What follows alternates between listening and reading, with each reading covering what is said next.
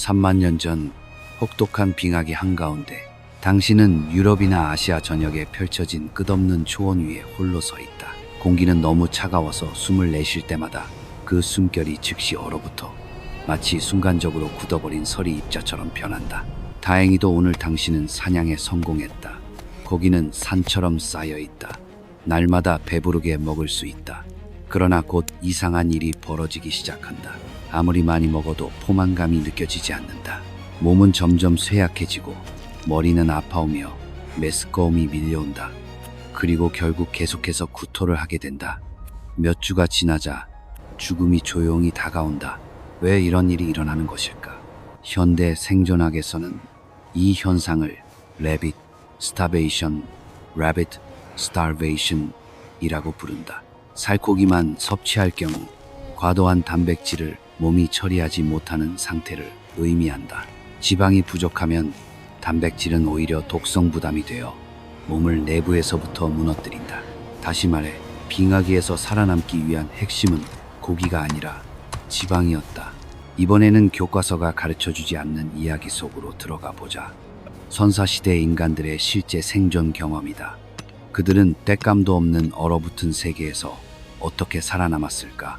어떻게 불을 만들고 수톤에 달하는 고기를 어떻게 보존했으며 실제로 무엇을 먹었을까? 최근의 과학적 발견들은 놀라운 진실을 조금씩 밝혀내고 있다. 인간 생존 지능의 정점이라 할 만한 이야기다. 빙하기의 부엌에 오신 것을 환영한다. 당시 사냥꾼들에게 메모드는 단순한 식량이 아니라 삶과 죽음의 경계였다. 우크라이나와 러시아의 고고학 유적에서는 매우 흥미로운 흔적이 발견된다. 동물의 뼈가 거의 가루가 될 정도로 부서져 있는 것이다. 이것은 낭비가 아니라 가장 에너지가 풍부한 부분을 추출하기 위한 정교한 기술이었다. 바로 코소딘이다. 코소딘은 뼈 속에 농축된 지방으로 현대 기준으로 보면 슈퍼푸드라 할 수 있다. 비타민과 미네랄이 풍부하며 극한의 추위 속에서 체온을 유지하기 위한 막대한 칼로리를 제공한다. 선사시대 사람들은 뼈를 부순 뒤 끓여서 진하고 영양가 높은 수프로 만들었으며 이는 실제로 생명을 구할 수 있는 음식이었다. 상상해보라. 캄차카의 얼어붙은 땅에서 사냥을 마친 뒤 김이 모락모락 나는 뜨거운 수프 한 그릇다. 그것은 단순한 음식이 아니라 생명 그 자체다. 한 모금만으로도 몸이 따뜻해지고 얼어붙은 손과 발에 다시 감각이 돌아온다. 소박하지만 깊은 경험, 현대의 어떤 호화로운 식사와도 비교할 수 없는 가치다. 하지만 먹기 이전에 더 중요한 문제가 있었다. 바로 물이다. 눈으로 뒤덮인 세상을 보면 목마르면 눈을 먹으면 되지 라고 생각할 수 있다. 그러나 실제로 그것은 거의 자살 행위에 가깝다. 차가운 눈은 체온을 급격히 떨어뜨려 위험한 저체온증을 유발한다. 선사시대 인간들은 이를 잘 알고 있었다. 그들은 절대 눈을 직접 먹지 않았다. 대신 눈을 가죽 주머니에 넣고 체온이나 불의 열기를 이용해 서서히 녹였다. 심지어 물을 마시는 것조차 에너지와 계산이 필요했다. 그 세계에서는 작은 행동 하나하나가 모두 생존을 위한 싸움이었다. 그렇다면 나무조차 거의 없는 건조한 초원, 이른바 메모드 스텐 마무떼에서 그들은 어떻게 불을 만들었을까? 정답은 놀랍게도 뼈였다. 고생물학 화학 연구에 따르면 메모드의 뼈는 나무보다 더 잘 타는 연료였다. 뼈 내부에는 기름 성분이 있어 더 오래, 더 높은 온도로 연소할 수 있었다. 마른 뼈는 혹독한 겨울 속 생명을 유지하는 주요 연료가 되었다. 그러나 그 대가는 결코 작지 않았다. 뼈를 태우면 많은 연기와 유독가스, 특히 일산화탄소가 발생하는데 이는 매우 위험하다. 그리고 바로 이 지점에서 인간의 지혜가 빛을 발한다. 코스텐키와 같은 고고학 유적에서 과학자들은 매우 정교하게 설계된 환기 시스템을 발견했다. 선사시대 사람들은 지붕에 환기 구멍을 만들고 지면 가까이에 공기 유입구를 배치했다. 뜨거운 공기가 위로 상승하는 원리를 이용해 연기를 밖으로 배출하는 일종의 원시적인 굴뚝 효과를 활용한 것이다. 밖에서는 눈보라가 거세게 몰아치고 있었지만 내부에는 따뜻함이 퍼지고 공기는 끊임없이 순환했다. 그들의 집은 단순한 거처가 아니라 정교하게 설계된 공학적 구조의 주방이었다. 그리고 모든 준비가 끝났을 때 마지막 질문이 남는다. 그들은 냄비도 없이 어떻게 수프를 끓였을까? 먼저 그들은 물과 재료를 동물의 위로 만든 방수 주머니에 넣었다. 그런 다음 손바닥 크기의 작은 돌을 불에 달궈 붉게 만든 뒤 그것을 그대로 주머니 안에 넣었다. 돌에서 전달되는 열로 인해 물은 즉시 끓기 시작했다. 온도가 떨어지면 돌을 꺼내고 다시 다른 뜨거운 돌로 교체했다. 이 과정을 반복하면 금속 도구 하나 없이도 고기와 채소를 부드럽게 익힐 수 있었다. 하지만 이러한 편리함 뒤에는 현대인이 상상하기 어려운 대가가 숨어 있었다. 돌을 반복해서 가열하고 식히는 과정에서 표면이 갈라지고 부서지며 미세한 모래 입자가 수프 속에 섞여 들어갔다. 그리고 그들은 그것을 매일 마셨다. 그 결과는 무엇이었을까?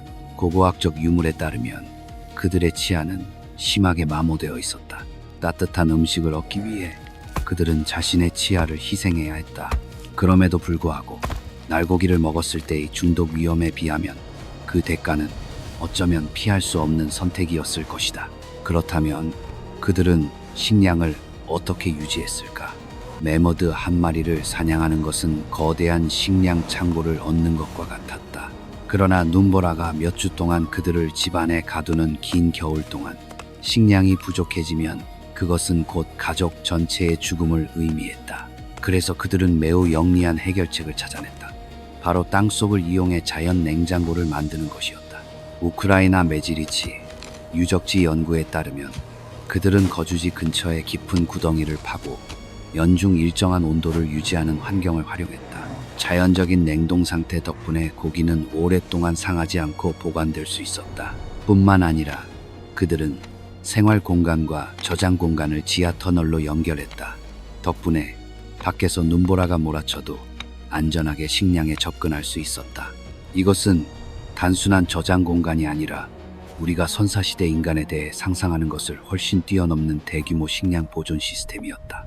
그들은 심지어 매우 발전된 형태의 휴대용 식량도 만들어냈다. 신선한 고기를 들고 다니는 것은 불편했기 때문에 그들은 고기를 얇게 썰어 말리고 잘게 부순 뒤 녹인 지방과 말린 베리류를 섞어 굳혔다. 그 결과 수개월 동안 보관할 수 있는 고에너지 식품이 만들어졌는데 이는 현대의 페미컴 매니간의 원형이라 할 수 있다. 겉을 감싼 지방층은 자연적인 보호막 역할을 하여 박테리아의 침입을 막았다. 소량만으로도 며칠 동안 필요한 에너지를 공급할 수 있었다. 과장 없이 말하자면 이것이야말로 인류 최초의 에너지바였다. 또한 위생 역시 생존에 있어 매우 중요한 요소였다. 좁고 밀폐된 공간에서 뼈와 쓰레기를 아무렇게나 방치하면 질병과 포식자가 빠르게 찾아왔다. 그래서 그들은 생활 공간과 폐기물 처리 구역을 명확히 구분했다. 일부 증거에 따르면 그들은 동물의 폐를 이용해 냄새를 가리거나 심지어 바닥을 닦는 데 사용하기도 했으며 이를 통해 악취를 줄이고 세균의 확산을 억제했다. 의복 또한 매우 중요한 문제였다. 젖은 털옷은 곧 얼어붙어 치명적인 결과를 초래할 수 있었다. 따라서 그들은 화덕 주변에 건조 공간을 만들어 항상 옷을 건조한 상태로 유지했다. 그들은 우리가 생각하는 것처럼 원시적이지 않았다. 오히려 규율 있고 청결하며 매우 정교하게 살아갔다. 그것이야말로 생존을 위한 필수 조건이었기 때문이다. 그들의 집은 매머드의 뼈로 지어졌다. 그들은 뼈를 태웠고 그들은 뼈를 먹었다. 3만 년 전 인간은 자연이 주는 모든 것을 활용하며 단 하나도 낭비하지 않았다. 그리고 오늘날 우리는 편리함 속에서 살아간다. 포장된 고기, 버튼 하나로 켜지는 불, 수도꼭지만 돌리면 나오는 뜨거운 물. 하지만 어쩌면 바로 그 편리함 속에서 우리는 가장 기본적인 생존 기술을 잃어버렸는지도 모른다. 만약 어느 날 전기가 사라지고 가스가 고갈되며 세상이 다시 빙하기로 돌아간다면 당신은 그들처럼 살아남을 수 있을까? 차가운 바람이 자연의 분노를 실어 유라시아 대륙을 가로지르며 그 길 위의 모든 것을 산산이 찢어버린다. 새하얀 눈은 끝없이 펼쳐진 초원을 서서히 삼켜버리고 살을 내는 추위는 숨 한 번 내쉬는 것조차 조여온다. 기온은 영하 40도까지 떨어지고 짙은 안개가 몇 달 동안 땅을 뒤덮어 마치 세상이 침묵 속에 얼어붙은 것처럼 보인다. 이런 환경에서 현대의 인간 피난처도 난방 시스템도 없이는 아마 몇 시간도 버티지 못할 것이다. 하지만 지금으로부터 3만 년 전 고대의 가족들은 단순히 버틴 것이 아니었다. 그들은 살아남았다. 아이를 키웠고 그리고 오늘날까지도 인류 역사에서 신성하게 여겨지는 문화적 흔적을 남겼다. 그들은 어떻게 그것을 해낼 수 있었을까? 콘크리트 벽도, 중앙 난방도, 심지어 단열이라는 개념조차 없던 시대에 동굴 입구에서 희미한 비달에 몸을 웅크리고 있는 인간의 모습은 빙산의 일각에 불과하다. 현실은 훨씬 더 복잡하고 놀라울 정도였다. 현대 과학연구는 우리의 조상들이 우리가 상상하는 것 이상으로 정교한 생존 기술을 발전시켰음을 보여준다. 지구상 가장 극한의 환경에서도 생명을 유지할 수 있을 정도로 오늘날 우크라이나 지역에서 발견된 매머드뼈로 지어진 집부터 시베리아의 피난처에 이르기까지 그들은 현대 극지 엔지니어들조차 감탄할 만한 구조물을 남겼다. 이 모든 것은 단순하지만 혁명적인 원리에서 시작되었다. 자연이 당신을 파괴하려 한다면 그것을 동맹으로 만들어라. 이 사고방식은 구석기 시대 건축 전반을 형성했다. 인간은 눈, 바람, 추위에 맞서 싸우지 않았다. 그것을 활용하는 법을 배웠다. 고고학적 증거에 따르면 북부 여러 지역에서 인간은 일반적인 생존 한계를 뛰어넘는 정교한 거주지를 건설했다. 러시아의 한 유적지에서는 수십만 년 전으로 추정되는 고대 주거 구조의 흔적이 발견되었으며 그 안에는 치밀하게 계산된 환기 시스템이 포함되어 있었다. 당시 사람들은 지름 약 4m의 원형 구덩이를 파서 반지하 형태의 주거 공간을 만들었다. 이 설계 뒤에는 매우 정교한 공학적 원리가 숨어 있다. 영구 동토층 아래로 깊이 파고들어 지하의 안정적인 온도를 활용한 것이다. 일정 깊이에서는 지표보다 약 20, 30도 더 따뜻한 온도가 유지되며 이는 그들이 의도적으로 이해하고 활용한 자연 단열층이었다. 이것은 우연이 아니었다. 계산이었다. 그러나 진정한 혁신은 다층 단열 시스템에 있었다. 오늘날 체코 지역에서는 약 2만 6천 년 전 인간이 다층 구조의 벽을 사용했다는 증거가 발견되었으며 이는 현대 건축에서도 여전히 적용되는 원리다. 각 층은 고유한 기능을 가졌다. 가장 안쪽은 동물의 가죽과 털로 털이 안쪽을 향하도록 하여 체온을 유지했다. 그 다음 층은 건초와 이끼로 구성되어 단열층 역할을 했다. 바깥쪽은 식물 섬유와 자연 재료로 이루어져 바람을 막으면서도 수분이 빠져나가도록 해 결빙을 방지했다. 이것은 원시적인 재료로 만들어진 완전한 열미 습도 조절 시스템이었다. 이 시대 건축의 가장 인상적인 사례는 바로 매머드 뼈로 만든 집이다. 우크라이나와 러시아에서 발견된 이 구조물들은 약 1만 5천 년에서 2만 5천 년 전의 것으로 추정된다. 이것은 임시 거처가 아니었다. 극한의 추위를 견디기 위해 설계된 구조물이었다. 건설은 지름 약 8m, 깊이 약 1m의 원형 또는 타원형 구덩이를 파는 것에서 시작되었으며 한 가족이 생활할 수 있는 충분한 공간을 확보했다. 파낸 흙은 버려지지 않았다. 주변에 쌓아 자연적인 방풍벽으로 활용되었다. 집의 골격은 털매머드의 뼈로 구성되었다. 수십 킬로그램에 달하는 두개골은 기초가 되었고 휘어진 상안은 아치형 구조를 형성했으며 수백 개의 작은 뼈들이 빈틈을 메우고 구조를 강화했다. 과학적 분석에 따르면 이 뼈들은 건축을 위해 따로 사냥한 것이 아니라 자연적으로 형성된 뼈 무덤에서 체계적으로 수집된 것이었다. 선사시대의 대규모 재활용이라 할 수 있다. 지붕 또한 또 하나의 혁신이었다. 재료 연구에 따르면 그들은 여러 동물의 가죽과 털을 결합해 유연하면서도 견고한 덮개를 만들었고 이는 보온과 방풍을 동시에 수행했다. 이것은 단순한 피난처가 아니었다. 인간, 자연, 그리고 기술이 하나로 결합된 완전한 생존 시스템이었다. 그리고 이 모든 것을 돌아보면 진짜 질문은 이것이 아닐지도 모른다. 그들은 어떻게 살아남았을까? 오히려 이 질문일 것이다. 현대의 모든 기술을 가진 우리조차 과연 그들처럼 살아남을 수 있을까? 사람들은 점차 깨닫기 시작했다. 이것은 단순한 피난처가 아니라 놀라울 정도의 기술 수준을 갖춘 복합 구조물이었다. 한국식 서사에서 느껴지는 정교함과 섬세함이 깃든 건축이었다. 매머드의 뼈는 단순히 쌓아 올린 것이 아니라 힘줄로 만든 끈과 뼈로 만든 바늘을 이용해 하나의 물질의 흐름처럼 서로 촘촘히 연결되어 있었다. 내부에는 늑대, 여우, 토끼 같은 작은 동물의 뼈까지 더해져 현대 기준으로도 경이로운 다층 단열 시스템을 형성하고 있었다. 지붕 전체는 복잡한 뼈 관절 구조로 단단히 고정되어 있었다. 이것은 결코 거친 조립이 아니었다. 높은 정밀도와 자연 재료의 특성에 대한 깊은 이해를 요구하는 기계적 시스템이었다. 하지만 이러한 구조물을 세우는 것만으로는 절반에 불과했다. 그것을 어떻게 따뜻하게 유지할 것인가가 진짜 문제였다. 단순한 모닥불 하나로는 충분하지 않았다. 그래서 그들은 매우 정교한 열 관리 기술을 발전시켰다. 고고학자들은 많은 매머드 뼈 주거지에서 의도적으로 배치된 여러 개의 열 흐름 흔적을 발견했다. 이는 일종의 원시적인 열 분배 시스템과 같았다. 중앙 공간은 열의 심장 역할을 하며 주요 화원을 배치하는 곳이었다. 그 주변에는 부속 공간들이 배치되어 요리나 도구 제작과 같은 활동을 위해 안정적인 온도를 유지했다. 이 구조는 따뜻함을 유지하면서 동시에 에너지 효율을 극대화했다. 현대 건축이 추구하는 원리와 동일하다. 나무가 거의 없는 환경에서 그들은 목재에 의존할 수 없었다.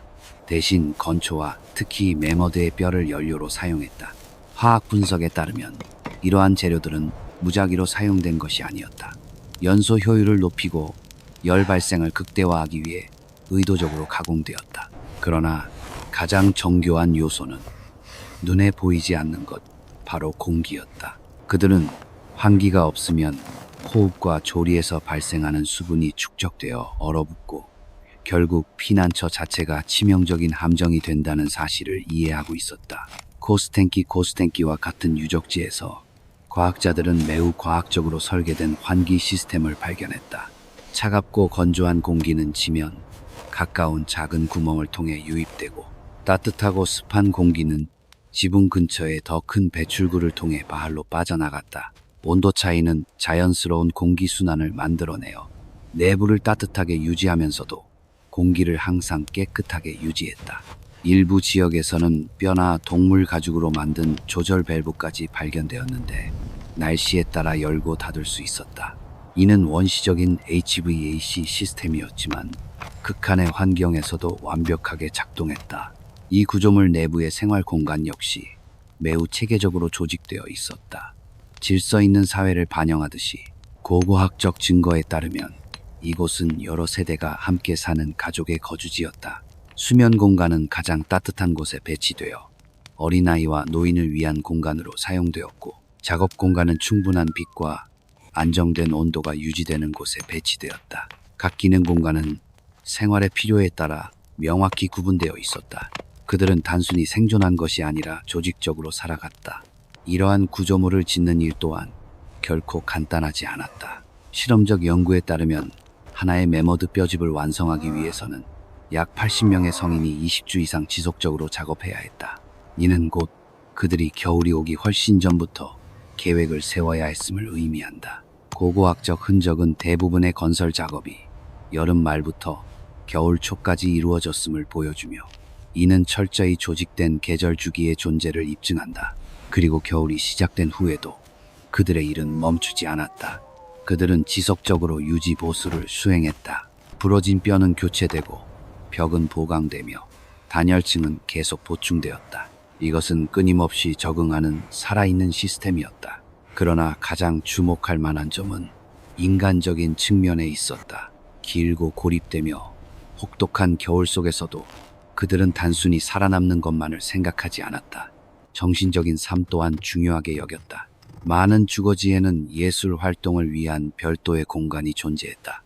빙하기의 잔혹한 추위 속에서도 인간은 여전히 창조했고 이야기를 나누었으며 자신의 인간다움을 지켜냈다. 그리고 아마도 그것이야말로 그들이 살아남을 수 있었던 진짜 이유였을 것이다. 그러한 공간들은 단순한 피난처가 아니었다. 정신을 기르는 장소이기도 했다.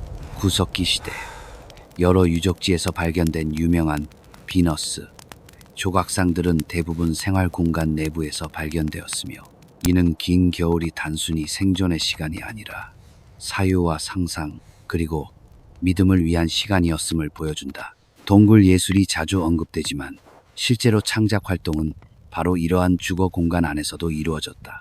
정교하게 조각되고 장식된 도구들, 작지만 깊은 의미를 담은 작품들을 통해서 말이다.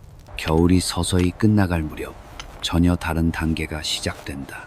고고학적 증거에 따르면 많은 거주지는 의도적으로 해체되었다. 귀중한 재료들은 회수되어 다음 겨울을 위해 신중하게 보관되었다.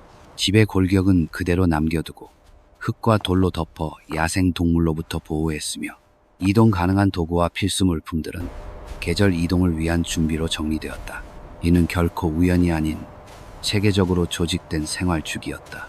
현대 과학자들을 가장 놀라게 한 것은 바로 이러한 구조물의 효율성이었다.